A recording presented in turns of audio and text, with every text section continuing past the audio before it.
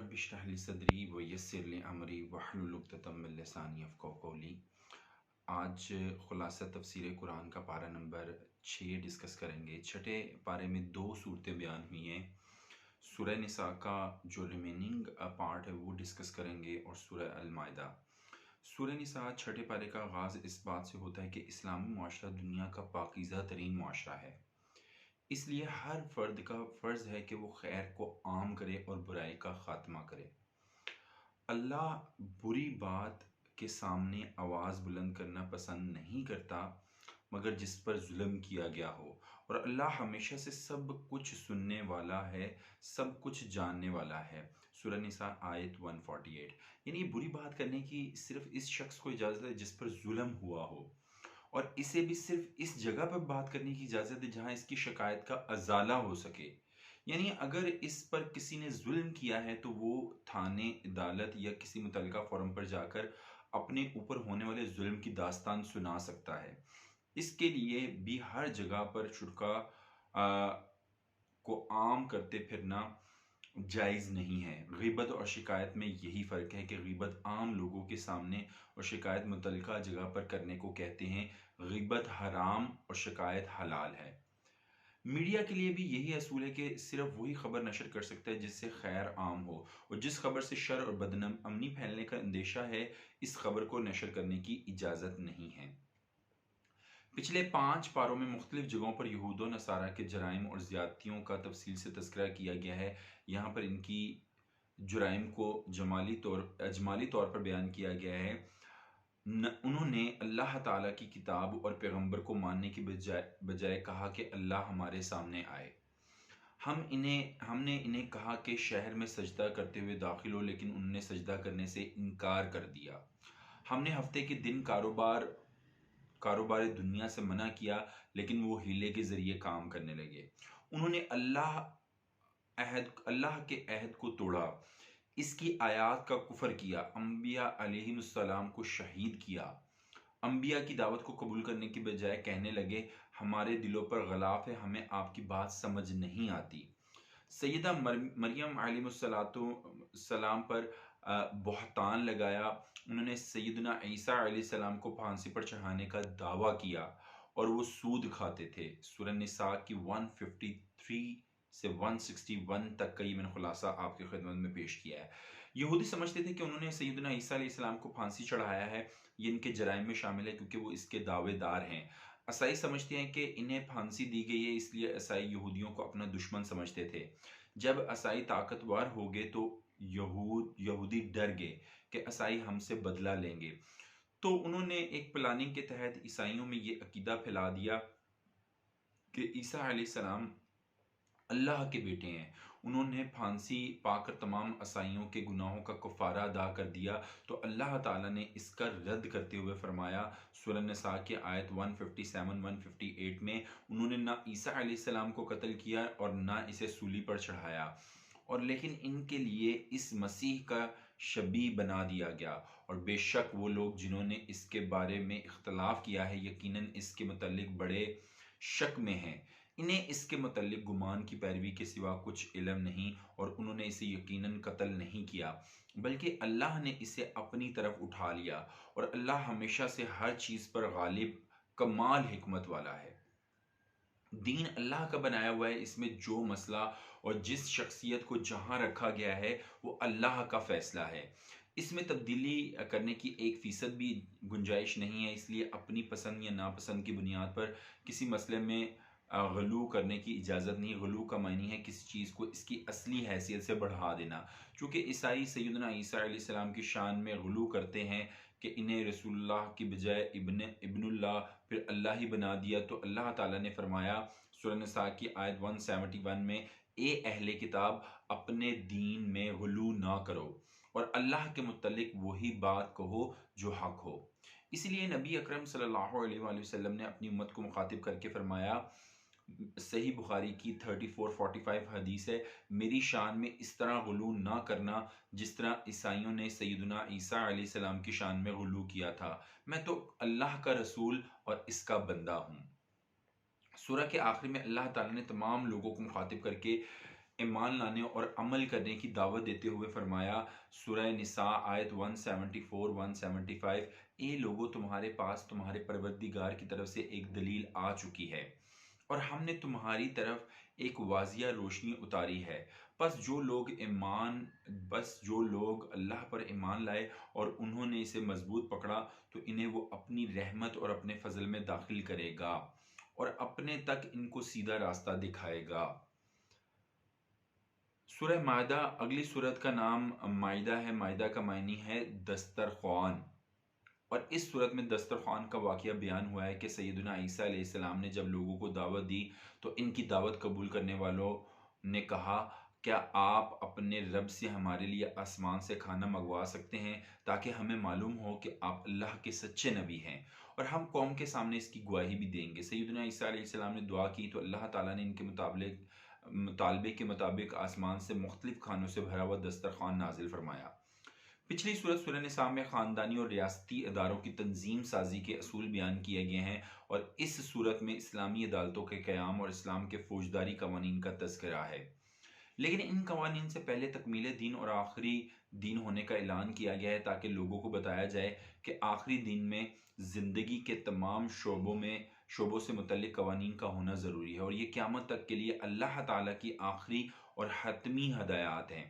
اللہ تعالیٰ نے فرمایا سورہ مائدہ آیت 3، آج میں نے تمہارے لیے تمہارا دین مکمل کر دیا اور تم پر اپنی نعمت پوری کر دی اور تمہارے لیے اسلام کو دین کی حیثیت سے پسند کر لیا۔ کوئی بھی معاشرہ باہمی معاملات اور حقوق و فرائض کے بغیر وجود میں نہیں آ سکتا، اس لیے سورت کا آغاز کرتے ہوئے فرمایا سورہ مائدہ آیت 1، اے لوگو جو ایمان لائے ہو عہد کرو۔ اس میں عہد اور عقد سے مراد وہ حقوق و فرائض بھی ہیں جن کو اللہ تعالیٰ نے بندوں پر عائد کیا ہے، اور وہ عہد و پیمان بھی اس میں داخل ہیں جو لوگ باہمی طور پر لین دین اور امن و جنگ کے معاملے میں کرتے ہیں۔ اس صورت میں اللہ تعالیٰ نے تفصیل سے بتایا کہ بندوں پر کیا حلال ہے اور کون سی چیزیں حرام ہیں۔ سورہ مائدہ آیت 1، تمہارے لیے چرنے والے چوپائے حلال کیے گئے ہیں سوائے ان کے جو تم پر پڑھے جائیں گے، یعنی جن جانوروں کے حرمت کی وضاحت کر دی گئی ہے ان کے علاوہ سب کچھ حلال ہے۔ پھر حرام کی تفصیل بیان کرتے ہوئے فرمایا سورہ مائدہ کی آیت 1 ہی کی کنٹینیوشن، حالت احرام میں خشکی کے جانوروں کا شکار حرام ہے، اور سورہ مائدہ کی آیت 1 میں فرمایا تمہارے لیے چرنے والے چوپائے حلال کیے گئے ہیں سوائے ان کے جو تم پر پڑھے جائیں گے، اس حال میں کہ شکار کو حلال جاننے والا نہ ہو جبکہ تم احرام والے ہو۔ جو جانور بیت اللہ میں قربانی کے لیے مختص کر دیے گئے ہوں وہ بھی حرام ہیں۔ سورہ مائدہ آیت نمبر 2، اے لوگو جو ایمان لائے ہو نہ اللہ کی نشانیوں کی بے حرمتی کرو، نہ حرمت والے مہینے کی اور نہ حرم کی قربانی کی اور نہ پٹوں والے جانوروں کی اور نہ حرمت والے گھر قصد کرنے والوں کی، جو اپنے رب کا فضل اور خوشنودی تلاش کرتے ہیں۔ ان کے علاوہ عام حالت میں مردار خنزیر جو غیر اللہ کے نام پر قربان کیا جائے، کوئی جانور کسی وجہ سے زخمی ہو جائے تو اسے اگر ذبح کر لو تو حلال ہوگا، اگر اسی زخمی میں مر جائے تو حرام ہوگا۔ جن سدھائے ہوئے جانوروں سے تم شکار کرتے ہو اگر وہ زندہ پکڑ لیں تو وہ ذبح کر لو، اگر جانور نے پکڑا اور وہ مر گیا تب بھی کھا لو، بشرطے کہ شکاری جانور نے اس میں سے کھایا نہ ہو، اگر اس نے کھایا ہو تو وہ حرام ہوگا۔ سورہ مائدہ کی آیت نمبر 3، تم پر مردار حرام کیا گیا اور خون اور خنزیر کا گوشت اور وہ جس پر غیر اللہ کا نام پکارا جائے اور اگلا گھٹنے والا جانور جسے چوٹ لگی ہو اور گرنے والا اور جسے سینگ لگا ہو اور جسے درندے نے کھایا ہو، مگر جو تم ذبح کر لو اور جو تھانوں پر ذبح کیا گیا ہو، اور یہ کہ تم تیروں کے ساتھ قسمت معلوم کرو۔ یہودیوں اور عیسائیوں کے ہاتھ سے ذبح کیا ہوا جانور بھی حلال ہے۔ سورہ مائدہ کی آیت نمبر 5، آج تمہارے لیے پاکیزہ چیزیں حلال کر دی گئی ہیں اور ان لوگوں کا کھانا تمہارے لیے حلال ہے جنہیں کتاب دی گئی ہے، اور تمہارا کھانا ان کے لیے حلال ہے۔ اہل کتاب کی پاک باز عورتیں بھی تم پر حلال ہیں، سورہ مائدہ کی آیت 5، اور مومن عورتوں میں سے پاک دامن عورتیں اور ان لوگوں کی پاک دامن عورتیں جنہیں تم سے پہلے کتاب دی گئی، جب تم انہیں ان کے مہر دے دو اس حال میں کہ تم قید نکاح میں لانے والے ہو، بدکاری کرنے والے نہیں، اور نہ چھپی آشنائیں بنانے والے۔ شاعر اللہ کا احترام، شعار کا معنی ہوتا ہے نشانی اور علامت۔ اگر میں پروننسیشن اس کی غلط کر رہا ہوں تو اس کے لیے معذرت ہے۔ یعنی جسے دیکھ کر کسی ملک یا قوم یا ادارے کا علم ہو جاتا ہے، جیسے پاکستان کا جھنڈا یا کسی کمپنی کا لوگو ہوتا ہے۔ اسلام کے بھی کئی شعار ہیں، جیسے اذان، نماز، مسجد، بیت اللہ، قربانی کے جانور وغیرہ۔ اسلام کے شعار کا احترام کرنا سب پر فرض ہے، حتیٰ کہ کسی کافر کو بھی ان کی توہین کرنے کی اجازت نہیں ہے۔ سورہ مائدہ آیت 2، اے لوگو جو ایمان لائے ہو، نہ اللہ کی نشانیوں کی بے حرمتی کرو۔ کوئی بھی انسان اپنی ضروریات زندگی دوسرے کے تعاون کے بغیر حاصل نہیں کر سکتا۔ ہر شخص کو کسی نہ کسی معاملے میں دوسرے کے تعاون کی ضرورت پیش آتی رہتی ہے، اس لیے ہر معاشرے میں تعاون کرنے کے کچھ اصول بنائے گئے ہیں۔ کچھ لوگ رنگ و نسل کی بنیاد پر تعاون کرتے ہیں، کچھ لوگ خاندان اور قوم یا ملک کو تعاون کی بنیاد قرار دیتے ہیں، جبکہ اسلام نے بھلائی اور خیر کو تعاون کی بنیاد قرار دیا ہے۔ فرمایا سورہ مائدہ آیت 2، اور نیکی اور تقوی پر ایک دوسرے کی مدد کرو، اور گناہ اور زیادتی پر ایک دوسرے کی مدد نہ کرو۔ پاکیزگی اسلامی معاشرے کا خاصہ ہے۔ ہر مسلمان پر فرض ہے کہ وہ طہارت کا خاص خیال رکھے، خصوصاً نماز سے پہلے وضو کرے، جنابت کی حالت ہو تو غسل کرے، پانی نہ ملے یا اسے استعمال کرنا مشکل ہو تو تیمم کر لے، یعنی پاک مٹی پر ہاتھ پھیر کر اسے چہرے اور ہاتھوں پر مسح کر لے۔ سورہ مائدہ آیت 6 میں فرمایا، اے لوگو جو ایمان لائے ہو، جو تم نماز کے لیے اٹھو تو اپنے منہ اور اپنے ہاتھ کونیوں تک دھو لو، اور اپنے سروں کا مسح کرو، اور اپنے پاؤں ٹخنوں تک دھو لو، اور اگر جنبی ہو تو غسل کر لو، اور اگر تم بیمار ہو یا کسی سفر پر، یا تم میں سے کوئی قضائے حاجت سے آیا ہو، یا تم نے عورتوں سے مباشرت کی ہو، پھر کوئی پانی نہ پاؤ تو پاک مٹی کا قصد کرو، پس اس سے اپنے چہروں اور ہاتھوں پر مسح کر لو۔ اللہ نہیں چاہتا کہ تم پر کوئی تنگی ہرے، اور لیکن وہ چاہتا ہے کہ تمہیں پاک کرے، اور تاکہ وہ اپنی نعمت تم پر پوری کرے، تاکہ تم شکر کرو۔ معاشرے کی بنیاد عدل و انصاف سے ہے۔ قومیں اور معاشرے عدل و انصاف پر قائم ہوتے ہیں اور قائم رہتے ہیں۔ عدل و انصاف اسلامی معاشرے کا طرہ امتیاز ہے، اس لیے فرمایا سورہ مائدہ کی آیت 8 میں، اے لوگو جو ایمان لائے ہو، اللہ کی خاطر کو خوب قائم رہنے والے، انصاف کے ساتھ گواہی دینے والے بن جاؤ، اور کسی قوم کی دشمنی تمہیں ہرگز اس بات کا مجرم نہ بنا دے کہ تم عدل نہ کرو۔ عدل کرو، یہ تقوی کے زیادہ قریب ہے، اور اللہ سے ڈرو، بے شک اللہ اس سے پوری طرح باخبر ہے جو تم کرتے ہو۔ ہر کیس کا فیصلہ قرآن و سنت کے مطابق کرنے کا حکم دیا گیا، اور فرمایا سورہ مائدہ کی آیت 44 میں، بے شک ہم نے تورات اتاری جس میں ہدایت اور روشنی تھی، اس کے مطابق فیصلہ کرتے تھے انبیاء جو فرما بردار تھے۔ مزید فرمایا سورہ مائدہ کی آیت 44 میں، اور جو اس کے مطابق فیصلہ نہ کرے جو اللہ نے نازل کیا ہے تو وہی لوگ کافر ہیں۔ پھر عیسائیوں کو مخاطب کر کے فرمایا سورہ مائدہ کی آیت 44 اور 47 میں، اور لازم ہے کہ انجیل والے اس کے مطابق فیصلہ کرے جو اللہ نے اس میں نازل کیا ہے، اور جو اس کے مطابق فیصلہ نہ کرے جو اللہ نے نازل کیا ہے تو وہی لوگ نافرمان ہیں۔ قومی نثار کا جہاد، قومی زندگی کا انحصار جہاد پر ہے۔ بنی اسرائیل جب مصر سے ہجرت کر کے فلسطین میں داخل ہوئے تو اللہ نے ان پر منع و سلوہ نازل کیا، مگر انہوں نے زمینی کھانوں کا مطالبہ کیا تو اللہ تعالیٰ نے انہیں حکم دیا کہ فلسطین کی سرزمین پر قابض لوگوں سے جہاد کر کے انہیں وہاں سے نکالے اور وہاں اگائیں اور کھائیں، مگر انہوں نے جہاد کرنے سے انکار کر دیا، تو اللہ تعالیٰ نے انہیں سزا دینے کے لیے ان پر ارض مقدس یعنی فلسطین کی زمین 40 سال کے لیے حرام قرار دے دی، تو وہ دنیا کی ہر آسائش سے محروم 40 سال تک صحرا میں بھٹکتے رہے۔ سورہ مائدہ آیت 21 تا 26، اے میری قوم اس مقدس زمین میں داخل ہو جاؤ جو اس نے تمہارے لیے لکھ دی ہے، اور اپنی پیٹھوں پر نہ پھر جاؤ ورنہ خسارہ اٹھانے والے ہو کر لوٹو گے۔ انہوں نے کہا، اے موسیٰ بے شک اس میں بہت زبردست قوم ہے، اور بے شک ہم ہرگز اس میں داخل نہ ہوں گے یہاں تک کہ وہ اس سے نکل جائیں، بس اگر وہ اس سے نکل جائیں تو ہم ضرور داخل ہونے والے ہیں۔ دو آدمیوں نے کہا جو ان لوگوں میں سے تھے جو ڈرتے تھے، ان دونوں پر اللہ نے انعام کیا تھا، تم ان پر دروازے میں داخل ہو جاؤ، پھر جب تم اس میں داخل ہوگے تو یقیناً تم غالب ہو، اور اللہ ہی پر پس بھروسہ کرو اگر تم مومن ہو۔ انہوں نے کہا اے موسیٰ، بے شک ہم ہرگز اس میں کبھی داخل نہ ہوں گے جب تک وہ اس میں موجود ہیں۔ سو تو اور تیرا رب جاؤ پس دونوں لڑو، بے شک ہم یہیں بیٹھنے والے ہیں۔ اس نے کہا اے میرے رب، بے شک میں اپنی جان اور اپنے بھائی کے سوا کسی چیز کا مالک نہیں، سو تو ہمارے درمیان اور ان نافرمان لوگوں کے درمیان علیحدگی کر دے۔ فرمایا پھر بے شک وہ ان پر 40 سال حرام ہوئی زمین میں سرمارت پھریں گے، پس تو ان نافرمان لوگوں پر غم نہ کر۔ رسول اللہ صلی اللہ علیہ وسلم نے فرمایا، صحیح مسلم کی حدیث پاک 1910 میں، جس شخص نے زندگی میں کبھی جہاد نہیں کیا اور جہاد کرنے کی نیت بھی نہیں کی، وہ جب بھی مرے گا اسے نفاق کے ایک شعبے پر موت آئے گی، معاذ اللہ۔ حسد بھی کیا بری چیز ہے، انسان کو اندھا کر دیتی ہے۔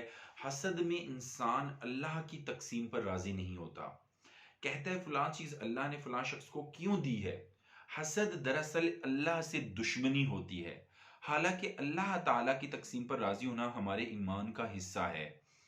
حسد صرف دنیوی چیزوں پر نہیں ہوتا، بعض اوقات عبادت اور اطاعت پر بھی ہونے لگتا ہے۔ آدم علیہ السلام کے ایک بیٹے قابیل کو اپنے بھائی حابیل سے بھی حسد پیدا ہو گیا کہ اللہ کے زیادہ قریب کون ہے۔ مشہور یہ ہے کہ قابیل حابیل کی بہن کی بجائے اپنی بہن سے شادی کرنا چاہتا تھا۔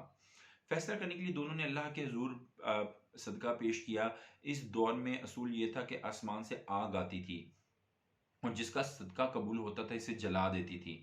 جب دونوں نے صدقہ کیا تو آسمان سے آگ آئی اور حابیل کے صدقے کو جلا دیا گیا، جو اس کے قبول ہونے کی نشانی تھی۔ تو قابیل نے سمجھنے کی بجائے اس کے حسد میں اضافہ ہو گیا، اس نے کہا میں تجھے قتل کر دوں گا۔ تو حابیل نے کہا صدقہ قبول کرنے میں میرا کوئی کردار نہیں ہے، اللہ تعالیٰ صرف متقین کا صدقہ قبول کرتا ہے، یعنی تم بھی تقوی اختیار کرو۔ لیکن اس نے اپنی اصلاح کرنے کی بجائے اپنے بھائی کو قتل کر دیا۔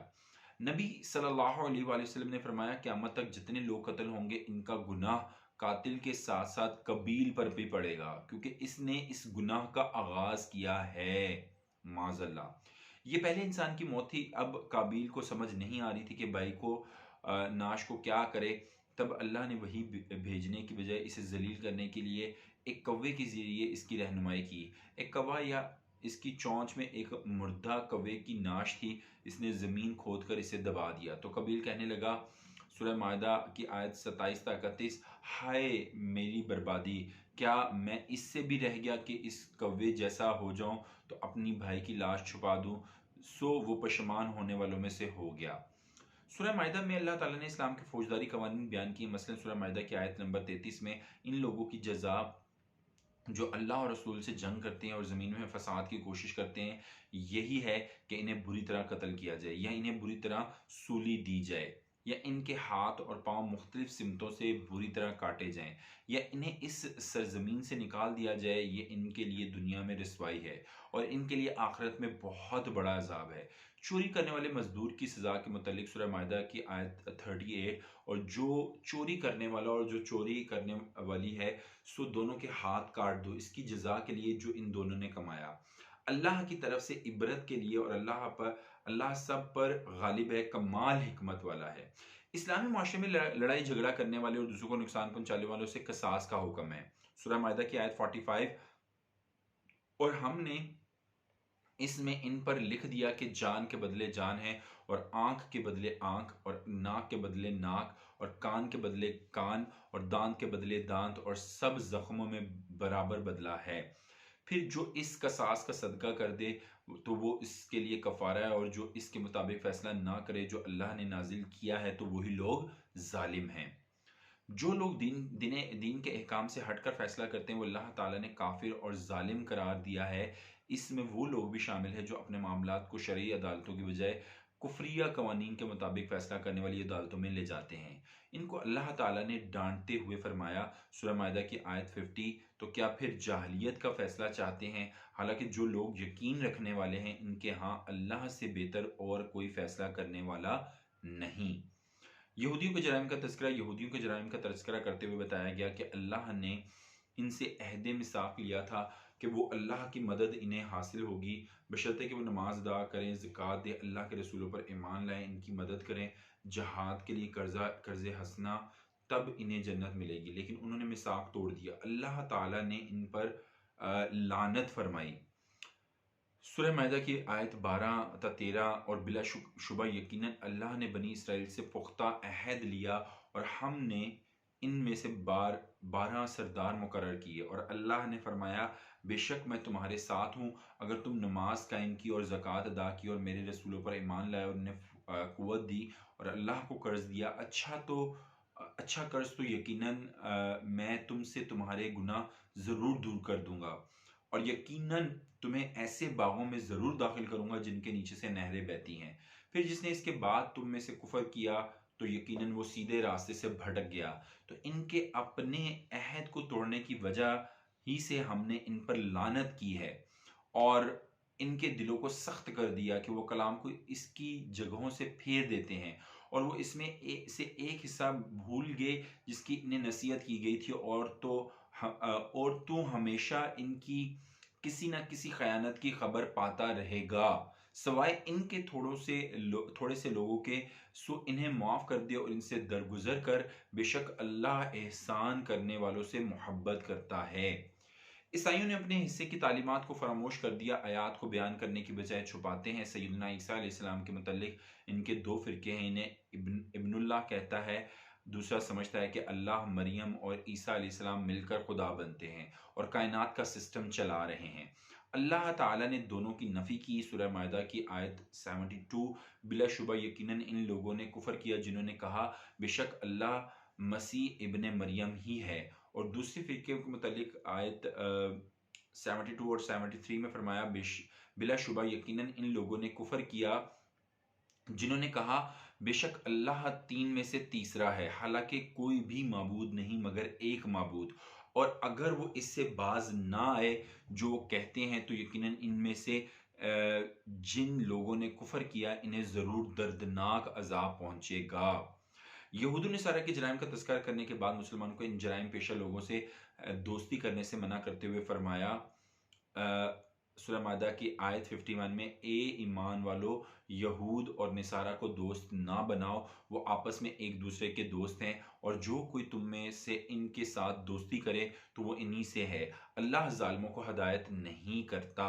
دوسری جگہ فرمایا سورہ مائدہ کی آیت 57، اے ایمان والو، ان لوگوں کو اپنا دوست نہ بناؤ جنہوں نے تمہارے دین کو ہنسی اور کھیل بناتے ہیں۔ پھر فرمایا سورہ مائدہ کی آیت 55-56 میں، تمہارا دوست تو اللہ ہے اور اس کا رسول ہے، اور ایماندار لوگ ہیں جو نماز قائم کرتے ہیں اور زکوٰۃ دیتے ہیں اور وہ عاجزی کرنے والے ہیں۔ کیا شاندار آیت ہے ماشاءاللہ۔ اور جو شخص اللہ اور اس کے رسول اور ایمانداروں کو دوست رکھے تو مطمئن رہے کہ اللہ کی جو جماعت ہے وہی غالب ہونے والی ہے۔ اللہ تعالیٰ کا ارشاد ہے سورہ مائدہ کی آیت 54 میں، اے لوگو جو ایمان لائے ہو، تم میں سے جو کوئی اپنے دین سے پھر جائے تو اللہ ان قریب ایسے لوگ لائے گا کہ وہ ان سے محبت کریں گے، وہ اس سے محبت کریں گے، مومنوں پر بہت نرم ہوں گے، کافروں پر بہت سخت ہوں گے، اللہ کے راستے میں جہاد کریں گے اور کسی ملامت کرنے والے کی ملامت سے نہیں ڈریں گے۔ اللہ تعالیٰ سے دعا ہے کہ ہمیں بھی یہ مومنانہ صفات اپنے اندر پیدا کرنے کی توفیق عطا فرمائے اور قرآن کو سمجھنے، اس پر عمل کرنے کی توفیق عطا فرمائے۔ وما علینا الا البلاغ المبین۔